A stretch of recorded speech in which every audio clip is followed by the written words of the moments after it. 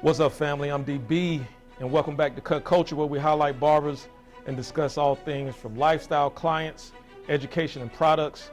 Today, I'm in Las Vegas, Nevada with my man, MJ Bradford, in this shop by the same name, MJ Bradford's 307. Say what's up to the family, MJ. Introduce yourself. What's up, world? I am MJ Bradford, owner and barber here at MJ Bradford's 307 Barbershop, 1236 South Rainbow, Las Vegas, Nevada. We've been out here a couple years, just getting it going, getting the brand going. And we are the home of quality services, quality environment, kid friendly, adult friendly, everything you're looking for in a barbershop, I guarantee we got it. And yeah, man, I'm honored to be here.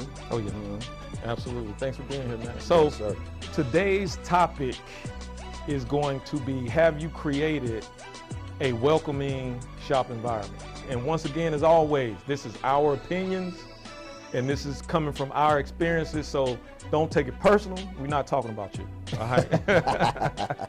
Right. So basically, have you created a welcoming shop environment? So you have a lot of different demographics coming to the shop. You have a lot of different people with different cultural backgrounds, all of this good stuff. So you really have to be, I believe, if you are a barber, if you're a barbershop owner, if you're a barbershop manager, you really have to be cognizant of the way that things in the shop go to make sure you're not offensive, to make sure you're not disrespectful, to make sure, you know, just all of these little things are in place. So when you have women, when you have gay people, when you have church people, when you have kids and they all in the same place, they all get the service, you got all these personalities from the barbers, you got all these personalities from the clients. How do you do it? What do you think that like some things that we can do when it comes to having all of these personalities and all this stuff when you run in the shop, trying to make it welcoming for like everybody? for everybody. Yeah. Well, like we were saying, I think the music Right. is key, because in damn near every barbershop, you got music playing. Absolutely. So I think that's important, especially depending on like how many barbers are in the shop, you know, the type of client that's in the shop at that time. Right. Because the music can always change, you know, you can always turn it up or turn it down, Right. or, you know, but I think it's, you know, it's important that, you know, you're paying attention, you're observing, not getting so, because sometimes, you know, as barbers, we get caught up in the cut. We be Oh, yeah. locked in. Yeah. You know, we don't even really see what's going on around Oh, us. yeah. Sometimes you get so into it. And I think it's important that it's instilled in everybody to, you know, be observant of the clients. You know, of course, like, you know, when the elders come in, maybe turn it down a little bit. Okay. But at the same time, if, you know, if the youngins come in, we all know what they want to hear, you know what I'm saying? And it's, Yeah. they're paying for a service too. They're, Right. they're Exactly. paying for the same experience, you know what Exactly. I'm saying? So at that point, you might want to turn it up a little bit, Right, you right. know? So you definitely gotta gotta be aware, and clients also have to be aware that it's a lot of different people here. You know what I'm saying? So that some conversation, some ways that you go about talking in the barbershop kind of creates the culture of that shop, and just like an understanding that it's a barbershop, it's a community place. It's just some give and take, but it's kind of fickle. So some things that I've seen in the past, say women, you know, and I'm gonna say women because you have a lot of single mothers that come bring their sons to the barbershop. Definitely. Sometimes they feel like they're being looked at. Sometimes they feel like they're being maybe gawked at by certain barbers, or maybe they just don't like having so much attention with them walking in the shop. So have you ever experienced that? Like with the female clients, see, I kind of go over them, and my barbers do too, because we're all like on the same page. Right.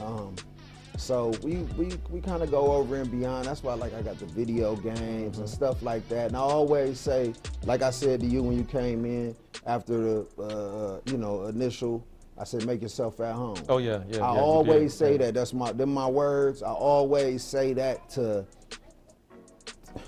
I always say that to to let it, because I feel like that eases the wonder, the worry, the weight, you know what I'm saying? Like, so like I got a guy that holds the front down, receptionist, and when the clients come in, he greets them. Okay. So that they're not sitting there wondering, when am I in the chair?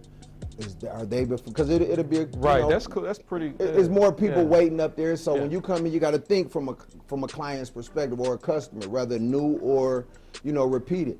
When you come in, you wondering, damn, okay, it's 4 people sitting here. Are they next before me, or 2 of them? He looks cut. Damn, is he going to my bar? You know what I'm saying? So to kill all that worry, and then a lot of people with that, the way the chairs are back here and then the waiting area, a lot of people don't even know that they can step through that and walk back here to their barber. They'll sit up there and like look around or whatever, their kid will sit there. They don't know if the video games are free or can they play them. They sitting there, boy, sit down, So I always go up and say it, or my barbers will go up and say it, like, need anything? We got waters, we got complimentary waters, so we always start with, would you like a water? You got an appointment with, oh yeah, I got an appointment with, say, MJ. Right. Okay, give me 1 second, I'll check, and then he'll come back, and MJ, your 12:30's here. Okay, tell her 10 minutes, she'll be in the chair. And then he'll go up there and he'll 10 minutes, you'll be in the chair, make yourself at home, you got the video games, whatever. You sure you don't need a water or anything? Boom. And I feel like that kills all the wonder, the worry. Because now she knows, like, she can, okay, 10 minutes, let's run to the Dollar Tree real quick and get something that I needed to get. Or I'm gonna be right back. Is he good here? Yeah, he good here. You know what I'm saying? He great here. You know what I'm saying? You can go handle your business, you know? So I think that plays a part, because then being a man when cutting the kid, and the different things that you say when you're cutting a little fella, the different way you embrace him, the different way you get him in the chair. You know what I'm saying? Especially if he knew he's his first time. You know what I'm saying? You kind of walk him through it. The mother is feeling comfortable now. That single mother is like, damn. Now, like, and you become a male figure in this little kid's life with 9 out of 10 of them. You know what I'm saying? Right. So I feel like all that's important, because that allows her to come in knowing ain't nobody, nobody's gawking and all that stuff. We come in here as family. We got like a family vibe here. Right. You've experienced it. Like, how would you like deal with a female barber? What would you say to her coming to a barbershop with a bunch of males in here to make her feel like, it's cool, Yeah, okay, so I have 2 female barbers here. Okay. Yep, so, we have 2 female barbers here, good barbers too. Right. But, like the way, like in the beginning of it, the interview or whatever, the interview and just getting to know before we locked in and decided that, they would work here or whatever. Right. We had the conversation about that, you know what I'm saying? About definitely, like, with the fellas in the shop, you don't want to be putting that pressure on, you know what I'm saying? Because she's one of us. She's one of the team, and when you mix all that in, she might be cute, she might be this and all that. Yeah. And we are men, you know what I'm saying? So it's nature. But at the same time, when you cross them lines, it causes certain, you know what I'm saying, things that's not healthy for a work environment. Exactly. You know what I'm saying? So, and then also, me personally, like I let the females know, like, I got their back type of thing. Like we're in it to get y'all on the team, so don't feel who's ever in here or who's ever in your chair, because you get fellas that's in the chair trying to holler and all type of stuff like that. You know what I'm saying? And then they'll come talk like, yeah, he was this or that, he was saying this, and so I let them know, I just let them know, like, we got your back, we here, you ain't in this alone. You're not the female in the middle of the shop of men by yourself or nothing, you know what I'm saying? So I think that's important, we cater to everybody. Right. We cater from the kids, black, white, Mexican, whatever. Anything. To the elders, black, white, Mexican, whatever, you know what I'm saying? We ain't, you know, so we have a diverse selection of barbers. Right. That right there, I feel like when you're putting a shop together, that is very important. Right. Me, I'm a people person, you know what I'm saying? Right. I have to cater from there to there. You know what I'm saying? I have to make from there to there comfortable. All races, you know, all ethnicities, all, you know, gay, however, you know what I'm saying? You know, old, young, however. I feel like it's important that we make them comfortable. And one thing when I designed the shop was I'm gonna have a diverse selection of barbers so that, because if an older gentleman walks in and he sees we all in here with dreads and hoodies and we just in here thugged out. Say like a older, like a white guy. Just maybe? say like an older white guy, okay, who's just looking for a cut, who pulled up, seen the barbershop sign, and came to get his cut. Yeah. But he stepped in, and we got the music loud, and when he looks around, you know what I'm saying? We, you know, like I say, we hoodies, and it's all blacks, or you know what I'm saying? That is likely to scare him, even though it's all love. We're here to do services. We can probably cut him better than he's ever been cut before. Exactly. All that, but he won't even get to that point because as soon as he comes in and looks around, it's intimidating. Right. You know what I'm saying? So I try to keep in mind, and I feel like every barber or shop owner or shop manager or whatever should always keep in mind that, you know, certain things could be intimidating, certain things could be a turn off, and that's money that may walk right out the door. That's $30, $40, $50 that we could have gotten had we just maybe toned it down a little bit, or put the Hispanic guy up in the front. You know what I'm saying? And then the brother, and then the female barber, and then we have, like I say, the female barber. We have a guy with dreads. We got a guy with a fro. We got a barber with a slick back. We got a white barber with a mullet. You know what I'm saying? We got me. We got, you know, we got the young guy that's 20. You know what I'm saying? So it's the diverse selection of barbers. It like when a Hispanic lady walks in, it doesn't look like, oh shit, I'm in the wrong place. Because that happens in barbershops. Yeah, that is what they're gonna think. Yeah, they walk in, they be like that. And it ain't like I gotta bend over and cater to you, but this is my business. This is my money. So I need you to understand, come get in my chair, let me service you. Let me give you the best cut you ever got, even though the situation might look intimidating. You know? I can understand that. And I think today, a lot of shops are trying to be more diverse than once upon a time. I can understand, maybe depending on where you are, it might not be barbers for you to choose from. It might not be that big of a pool. So so in certain situations, I kind of get it. But if you can make your shop more diverse, that in itself will make it so that anybody coming in just off of appearance can feel more welcome. Like, okay, if I'm a brother and there's one or two in the shop, okay, I see myself. If I'm a white guy, Hispanic guy, I see myself over here. If I'm a female and I'm bringing my son in, or if I'm getting a haircut as a female, I see myself once again. And the other thing that you said with like gay people. Now, obviously, you're not gonna look at somebody and say, I see myself, and you see a guy, a girl sitting there, and you're a gay individual, but everything that you have created with the diversity of having, being aware of who's in the shop and turning the music down, or maybe turning it up a little bit, or changing the song selection, you know, totally. The fact that you put different people in the shop, that in itself, and just the fact that you are aware, or regardless of what your lifestyle is, I guess you should say, will make you feel, or should make you feel welcoming. Because I mean, you shouldn't sit down, somebody sit in your chair, you automatically start bashing them or bashing that thing.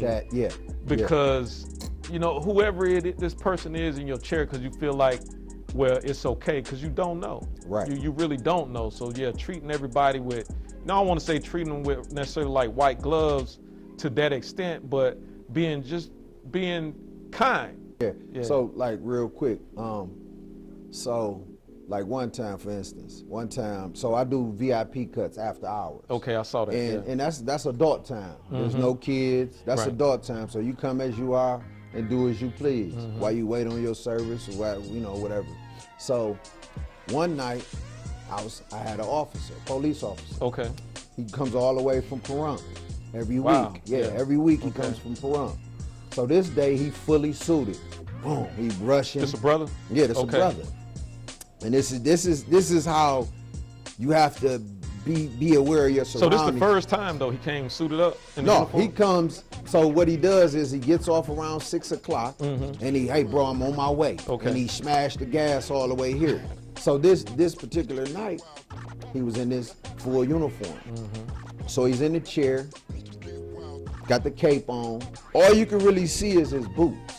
If you can't see his uniform or nothing. Right. One of my partners show up. He comes straight back into the area. Now he got his little Hennessy and his little Red Bull, right? And he come in and he, what up, bro?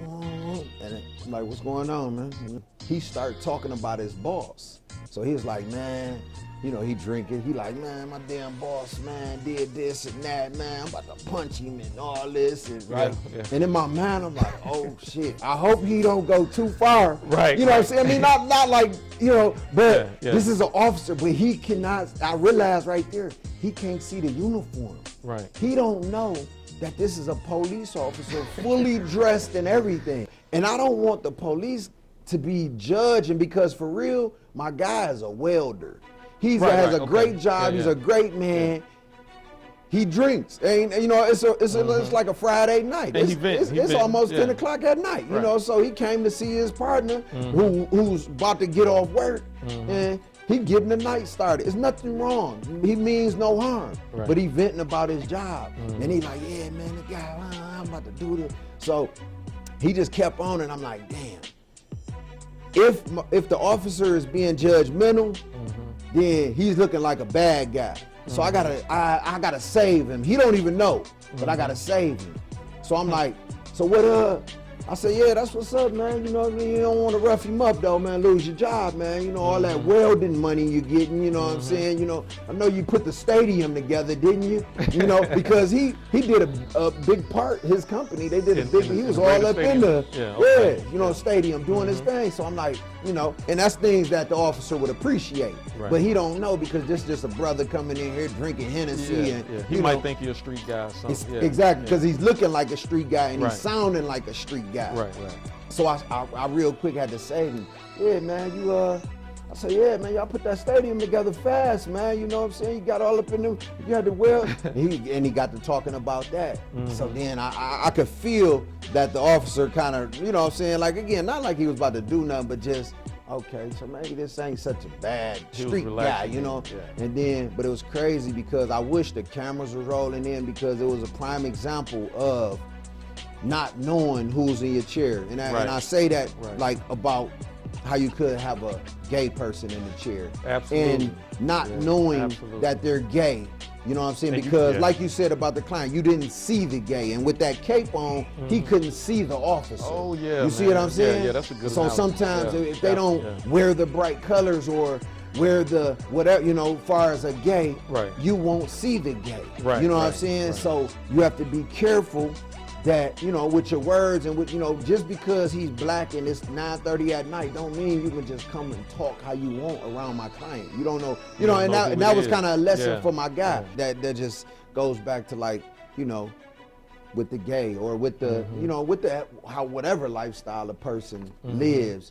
You got to be cautious, you know what I'm saying, of what you're saying and what you're not saying, because it could be offensive, or, you could spark something that you don't want, you know what I'm saying? Absolutely. That's key into keeping the shop a place where everybody is welcome. And because it's a community, I can't say that enough, man. The barbershop is a community hub. It's where everybody can go or should be able to go and feel welcome coming here. play some games or just have a conversation, even if you don't get a haircut. Yeah. So, yeah, man. I think we hit it. You know, what y'all think? What's up, family? What y'all think? Hey, barbers, let us know if we left anything out.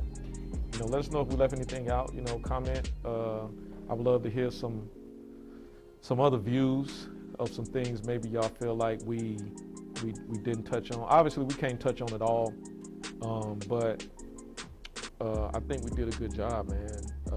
You definitely helped me to see some stuff I wasn't even, like I said, I wasn't even thinking about. So that's cool. But regardless of what shop you are in, regardless of what city you in, what state you in, you definitely want to, I believe, that you want to make sure your shop is a welcoming place for anybody that comes in there, because it is supposed to be a space for the community to just be able to come and relax and get a service and you know, like you said, it becomes like an extended family almost, because you grow up in it. You know, you literally see kids go from booster seats to having beers. Beers, yeah. Yeah. So, as a shop owner, man, I'm saying you're doing a great job, man. Appreciate it. And hopefully we can put this out to the world. And if you're not doing that, or maybe it's something that you could think about. But I think it is probably a lot of people doing that. But you know, we want everybody to see and understand, you know, kind of where we was coming from with the whole making your shop welcoming. So hopefully you learned something today. I did. Yes, sir. Yes, sir. Oh, definitely. So we're gonna get into another interview that will be another episode that'll be put out next week.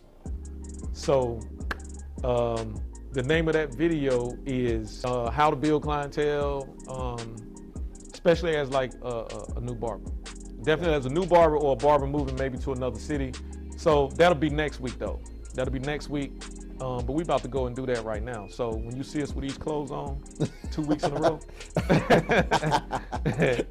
we didn't leave, wear that stuff all week and come back. Yeah. All right, just know that. Right. So MJ, I know you gave all your information in the beginning, your shop location. Yes, sir. So for everybody that's watching at home, whether they might fly into Las Vegas or whether they live in Las Vegas, let everybody know where your shop address is and like your social media information. Okay, once again, I am MJ Bradford. On Instagram, MJ Bradford. On Facebook, Matthew Bradford. Owner and barber here at MJ Bradford's 307 Barbershop, 1236 South Rainbow, Las Vegas, Nevada. Right next to the Dollar Tree, near we're right by the Rainbow and Charleston intersection. And yeah, man, we got 12 barbers here. We ready to service the world. As we spoke, we have a diverse selection of barbers, so everybody's welcome, and I mean everybody. Quality service, hot towels, everything you think of, designs, kids, girls, women, adults. We do it all, man, at a quality level. And yeah, if you're ever in Vegas, stop in, check us out, and I promise you won't regret it. Oh yeah, that's what's up, man. Good stuff. So make sure you check him out online. Make sure you check out his shop if you're in town, especially if you're in this area of the city. So until next time, that's gonna be the interview. Maybe I'll be in your shop in your city. Love, peace, and hair grease. Salute. Definitely.